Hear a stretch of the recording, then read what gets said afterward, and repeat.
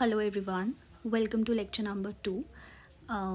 In the last lecture, we started the chapter number 1 of Principles of Macroeconomics 1 GE subject. And in the last lecture, we studied what is macroeconomics, and we also talked about all the problems of macroeconomics in detail, right? Continuing the chapter, we have to talk about the topic aggregation. The first topic which we have to talk about is aggregation. So when we talk about economics, so economics is divided into two main branches, right? Macroeconomics and microeconomics. So what is the difference between macro and micro? See, when we talk about macroeconomics, we study the economy as whole, or we talk about the whole economy when we study macroeconomics, right? On the other hand, when we talk about micro, we study individual units like particular consumer, particular firm, particular market, like that.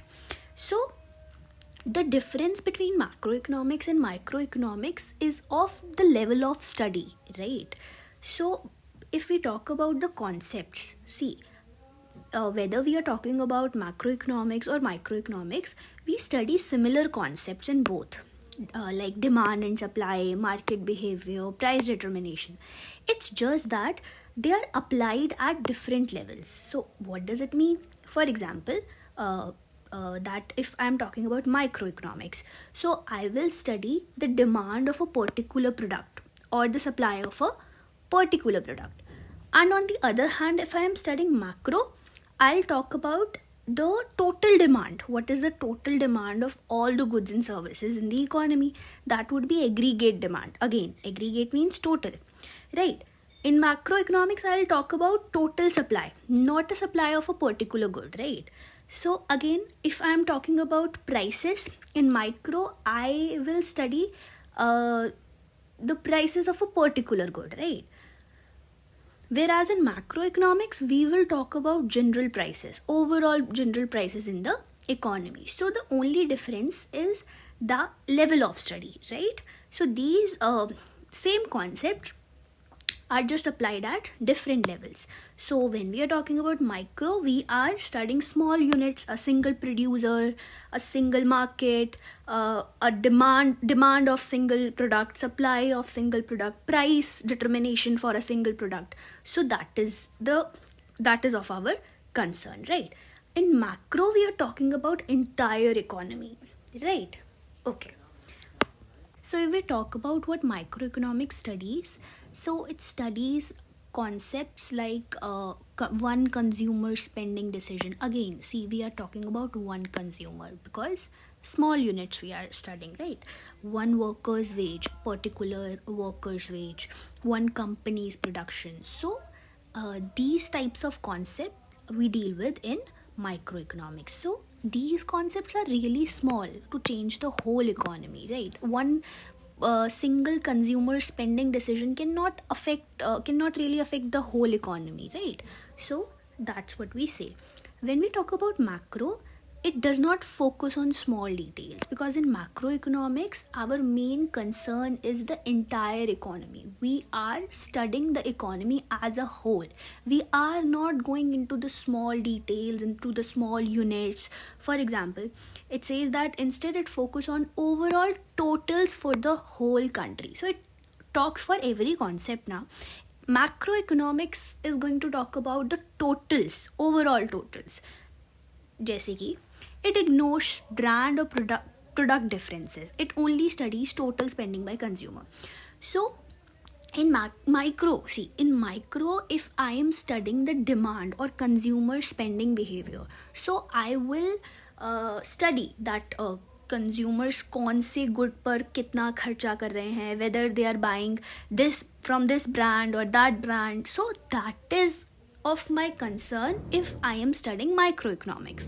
Macro में it doesn't matter कि consumers कौन सा brand खरीद रहे हैं, कौन सा product खरीद रहे हैं, वहाँ पर हम consumers कितना टोटल स्पेंडिंग कर रहे हैं इन द इकोनॉमी, हम वो बात करेंगे, right. So macro economist add total spending done by all consumers in the economy. तो सारे कंज्यूमर्स, अगर हम मैक्रो इकोनॉमिक्स पढ़ रहे हैं तो सारे कंज्यूमर्स मिलकर कितना टोटल स्पेंडिंग कर रहे हैं वो हम पढ़ते हैं इन macroeconomics, right? So that would be all the spending would be, see, all the spendings by consumers is their consumption. So वहाँ पर we are going to talk about aggregate consumption, that is total consumption by all the consumers in the economy, right? So that's what we talk about कि हम हर variable को या फिर हर concept का aggregate consider करते हैं when we are studying macro economics.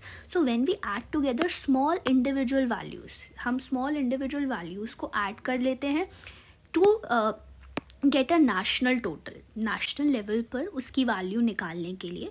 So that is called aggregation, right. So ये एग्रीगेट्स ही हम स्टडी करते हैं in macro economics. For example, अगर हम सारे इंडिविजुअल्स की इनकम को ऐड कर लें, अगेन स्मॉल लेवल पर सारे इंडिविजुअल्स की इनकम को अगर हम ऐड कर लें तो हम नेशनल इनकम तक पहुंच जाएंगे. That is an aggregate, right. Spending of all consumers, अगर हम सारे कंज्यूमर्स की स्पेंडिंग को ऐड कर लें तो हम एग्रीगेट कंजम्पशन तक पहुंच जाएंगे. Their spending is equals to the consumption, right. So that is the idea कि हम मैक्रो इकोनॉमिक्स में एग्रीगेट्स की बात करते हैं, टोटल की बात करते हैं, क्योंकि हम मैक्रो इकोनॉमिक्स में we study the economy as a whole. So the next topic here is what macroeconomists do. Macroeconomists करते क्या हैं? See, macroeconomists, they don't just study the economy for the knowledge, right? They use their data, their theories to understand the economic trends, and ultimately then they help the governments, the businesses and the organizations to make the decision, right? So if we want to categorize the activities they do, we will say they do forecasting, analysis, basic research, data development, all these. So let's talk about all these activities which macroeconomists do in detail, right? Very first, talking about forecasting. See, forecasting means that it refers to predicting the future performance of the economy, कि भाई future में क्या होने वाला है, what is going to happen in the economy, how economy is going to respond or behave in the future. That is forecasting. That is done by macroeconomists. But we think that many macroeconomists do that. So that is the misconception, right? Ki many people believe that forecasting is the main work of economists, but only few economists do that, right? Because if we talk about what they do, so most macroeconomists, they focus more on analyzing the current economic conditions, right, rather than predicting the future, right? So why does that happen? So we will say that forecasting is difficult, that's why. So why forecasting is difficult? Then the question arises. So see, the very first reason is that imperfect understanding of the economy. See, if we talk about economy, it is very complex and economists cannot fully understand all the economic relationships, right? So since the economy involves millions of people, businesses, government decisions, so it becomes really difficult to predict exact outcome in that scenario, right? So the very first reason is why forecasting is difficult is imperfect understanding of the economy because of the complexities involved in the economy. Then the second reason is influence of many factors. So many factors are affecting the economy, and those factors are very uncertain, right? And that is the reason that any outcome cannot be predicted in advance, right? For example, what factors do affect the economy? There are various factors. What is happening in government, politics also affect the economy. International events also affect the economy. If there is any natural disaster, technological changes, consumers behavior, so there are millions of factors again. So these are the reason we can say that forecasting is difficult. So due to all these uncertainties, economists provide different possible outcomes rather than just providing the one exact prediction, because it is very difficult to give the exact prediction in this complex scenario, right? So even though macroeconomists, they cannot make perfect accurate predictions, right? But guys, still their predictions are really important for the economy. Why? Let's compare it with other fields. See, if we talk about meteorology, so weather scientists जो भी predictions करते हैं, so if we talk about that, they can also not predict weather perfectly. वो भी perfectly weather को predict नहीं कर सकते हैं. उनके भी जो predictions होते हैं, they are often inaccurate. But their knowledge, whatever they predict, the possible outcomes they predict, their knowledge helps us understanding the environmental problems, or also it helps us preparing for the natural disasters, right?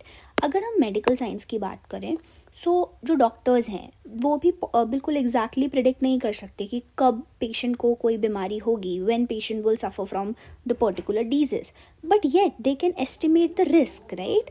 And they can suggest the preventive measures. Similarly, when we talk about macroeconomists, their predictions, so that helps us understand economic problems, even though they cannot predict the exact outcome. So whatever the possible outcomes they are predicting, that really helps us understanding the economy, understanding the economic problem, and reducing risk, right? So the next activity is macroeconomic analysis. See, what is analysis? Analysis means studying and monitoring current economic conditions and understanding what is going to be their impact on the economy. So that is what analysis mean, and that is what macroeconomic analysis do. They study and monitor the current economic conditions, the activities, and they understand what is going to be their impact on the economy, and accordingly they suggest the solutions or policies. So they analyze events like inflation, unemployment, growth, recessions, and also their implications, right? So if we talk about employment of macroeconomic analysts, so they are employed in both private and public sectors. So if we talk about private sector macroeconomic analysis, so they are employed in banks, in corporations, and in consulting firms. So what do they do there, right? What are their functions in the private sector? First is investment planning. See, they analyze economic trends to determine how changes in the economy affect the financial investment, right? So they suggest the particular firm they are working in accordingly.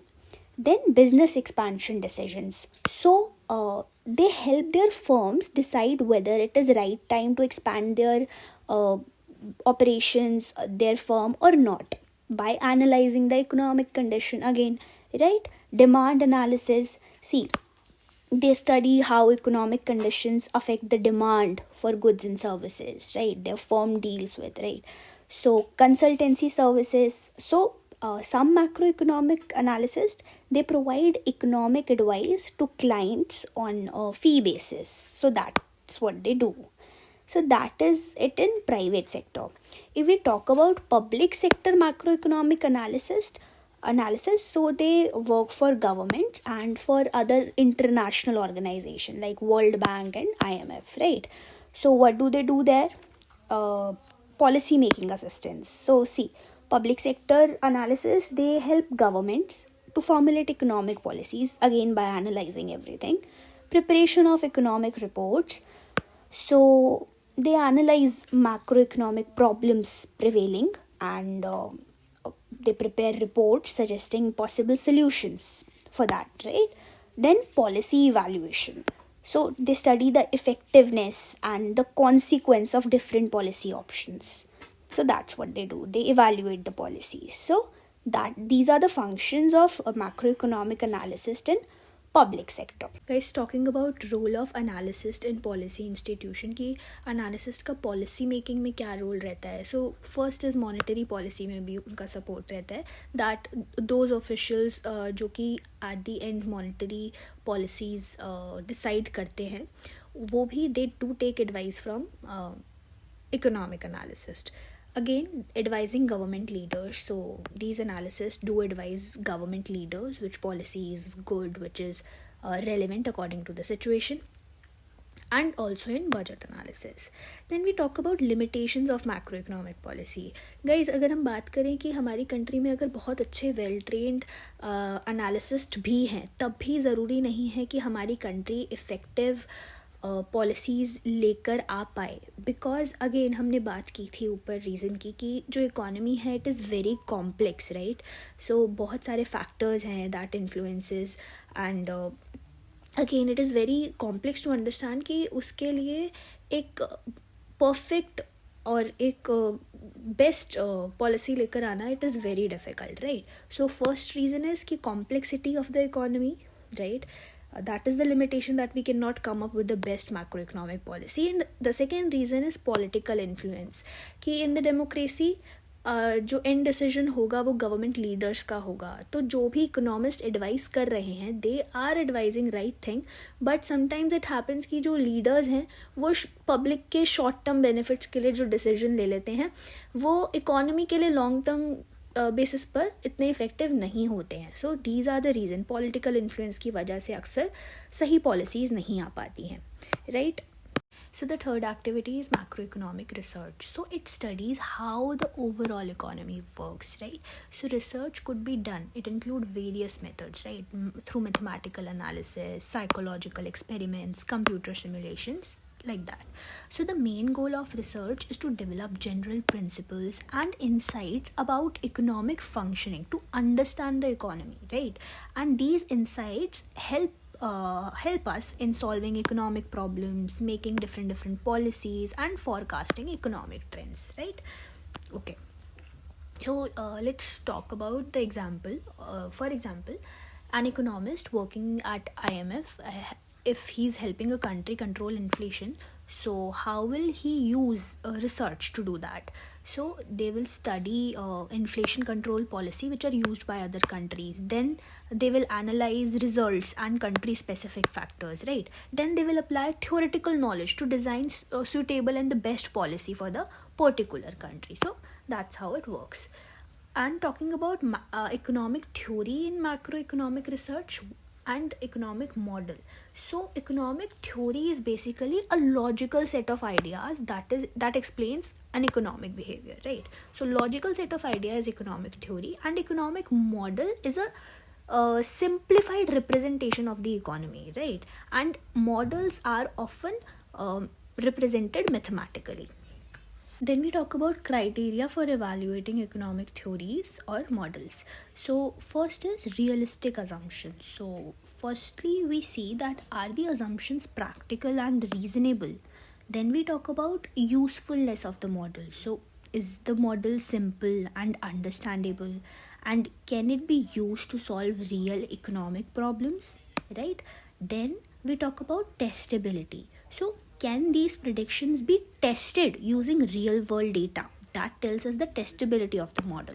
Then consistency with the data. So do theoretical results match actual economic data? That is consistency with data. So all these are the criteria for evaluating economic models or theories.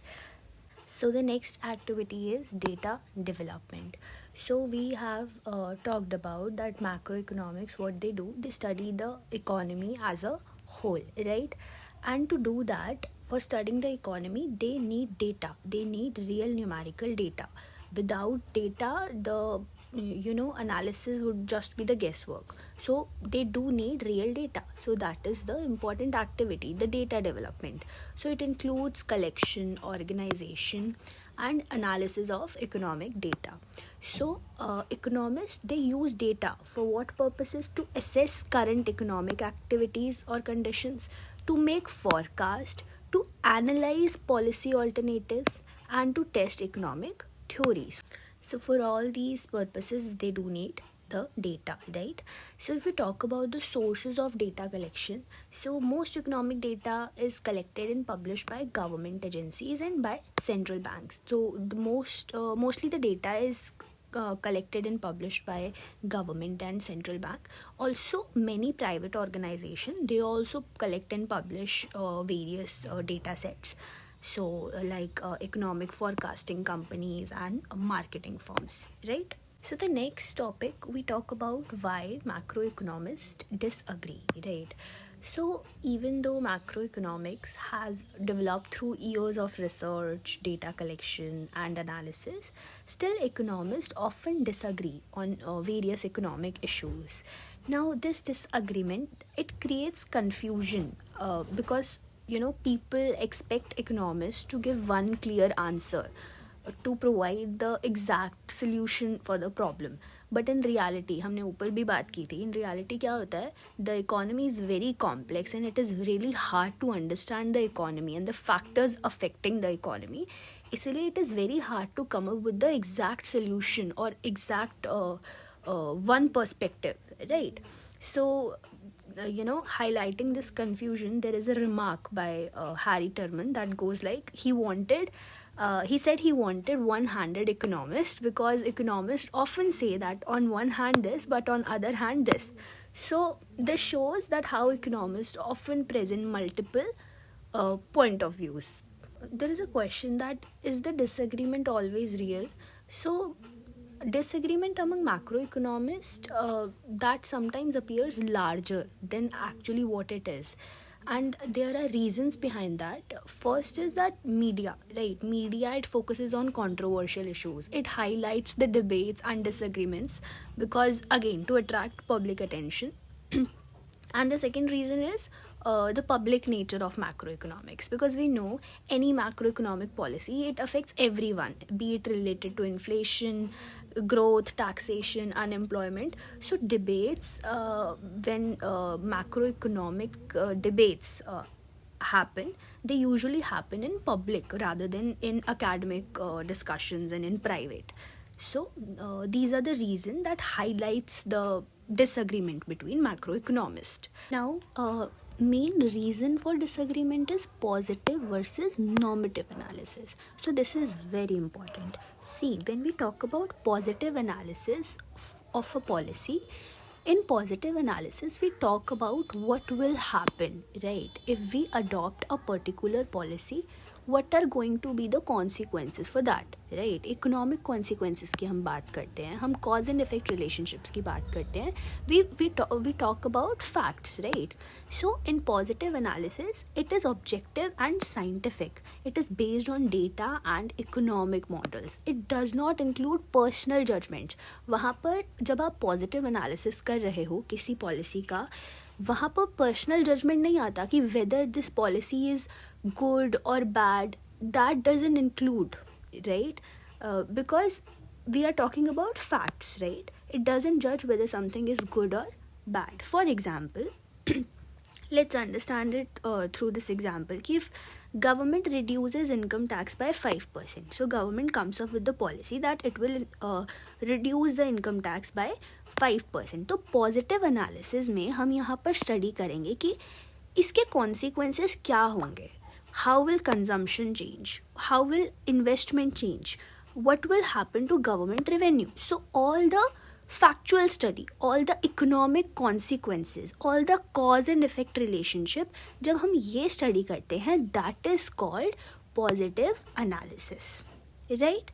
When we talk about normative analysis, वहाँ पर हम personal judgment की बात करते हैं. यहाँ पर हम बात करेंगे whether this policy is good or bad. तो that does not include facts, that includes personal judgments, right? It studies what should be done. Again, now it includes should be done. हमने analysis, positive analysis में कहा था what will happen. So facts, right? यहाँ पर what should be done. Judgment, personal judgment.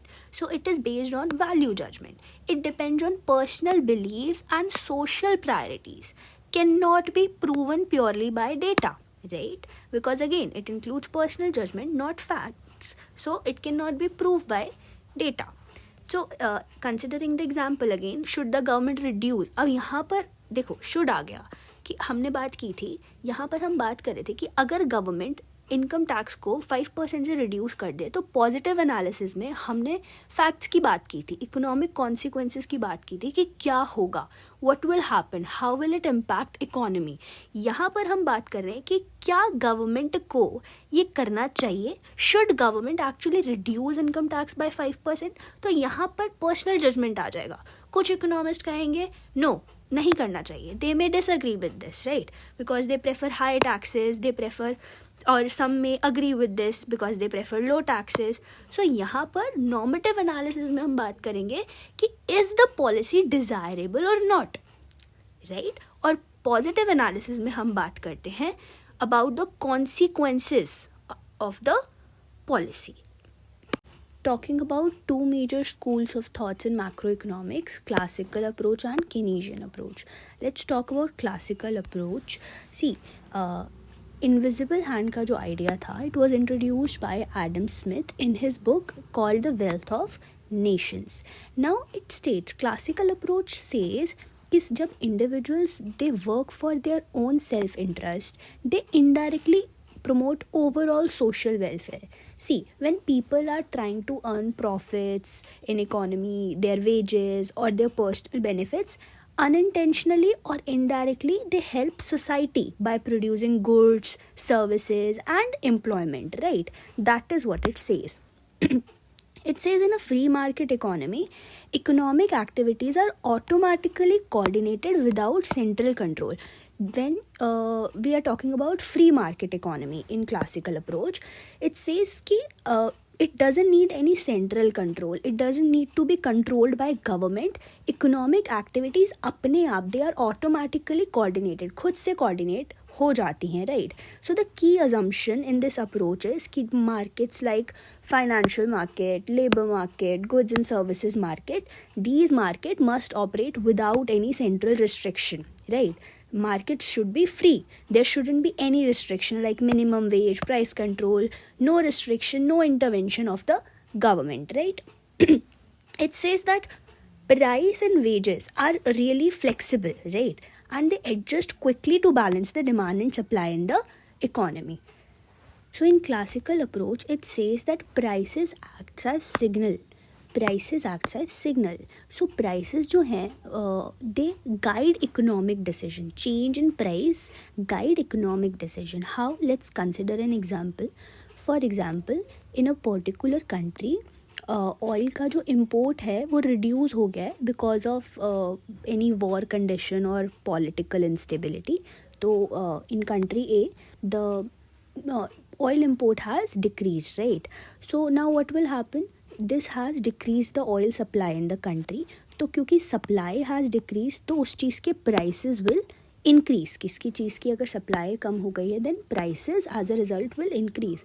Now the economy will consider this higher price as a sign and will act accordingly. That's what classical approach says, right? तो higher prices lead to a producers country के अंदर, जो country ए के अंदर जो producers हैं, what will they do?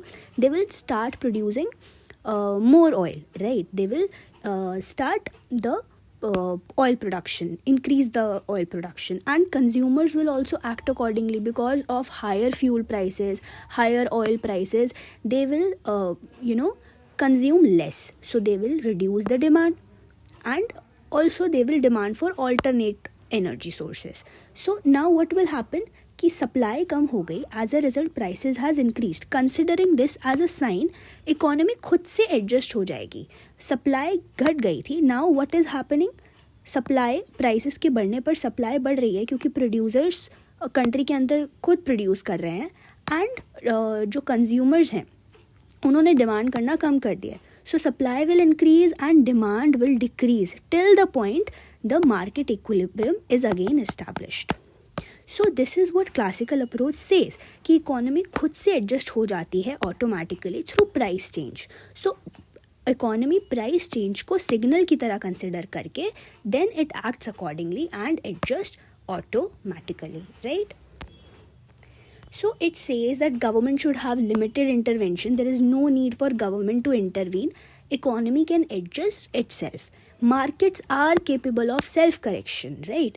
Government policies may sometimes be ineffective, create distortions, and slow down the market adjustments. Overall, it says that it doesn't need any government intervention, and markets are capable of self-correction and they can adjust automatically. Talking about another approach, Keynesian approach. So during 1930s Great Depression, there was high unemployment in the world economy, right? So classical approach says कि markets खुद से adjust हो जाते हैं and solve every economic problem. But at that time, free markets were not able to solve this problem, and high unemployment rate persisted for longer period of time. So at that time there was a need for a new theory, and Keynesian theory emerged. So the core assumption of Keynes theory was slow adjustment of wage and price. हमने classical approach में पढ़ा, it says कि जो price and wages हैं they adjust quickly and the economy achieves equilibrium, right? But इसने Keynes ने on the other hand it says कि जो प्राइसेस एंड वेजेस हैं they adjust slowly in the market, जिसकी वजह से काफ़ी लॉन्ग पीरियड्स तक मार्केट या इकोनॉमी डिसइक्विलिब्रियम में रहती है, राइट? सो क्योंकि price and wages do not adjust quickly, इस वजह से अनएम्प्लॉयमेंट रेट भी परसिस्ट करता है, राइट? जो लेबर सप्लाई है वो लेबर डिमांड के बराबर नहीं हो पाती है. सो कीन्स का क्या एक्सप्लेनेशन था for unemployment? See Keynes explained unemployment like this कि unemployment happens because of low demand for goods and services. Then as a result firms भी कम production कर देती हैं, and when firms reduces the production, then what happens? They hire few workers or they starts firing the workers, right? As a result लोगों की income fall करती है, and again क्योंकि अब लोगों के पास पैसे नहीं है, they do not have the income source, so the demand will be lower in the economy. So this is the vicious cycle of unemployment that continues. इसको break करने के लिए we need, Keynes ने जो solution दिया, it says that we need government intervention. Government को अपनी spending increase करनी चाहिए on different projects. इससे क्या होगा? It will create the chain effect or the multiplier effect in the economy. See, if government will increase the spending, government projects लेकर आएगी, it will construct highways, schools, anything, then firms will produce more goods. It will give work to different firms, different production industries, right? So they will hire more workers because now they have more work to do. Government has provided the work. Now as a result workers will earn income in the economy, and लोगों के पास पैसा आएगा. When they will earn, the demand will increase, and when demand will increase, they will demand more, producers will produce more, then more employment will be there. So this will create the chain effect in the economy, which will increase the demand and break the cycle of unemployment, right? So Keynes focused on aggregate demand. He explained long-term unemployment. He explained, and then he gave the solution. He supported that government intervention is necessary, and also he challenged the idea that markets are always self-correcting, right? His core assumption was that wages and prices adjust slowly in the market, in contrast to the assumption of classical approach that says that wages and prices are flexible in the economy. I hope this is clear.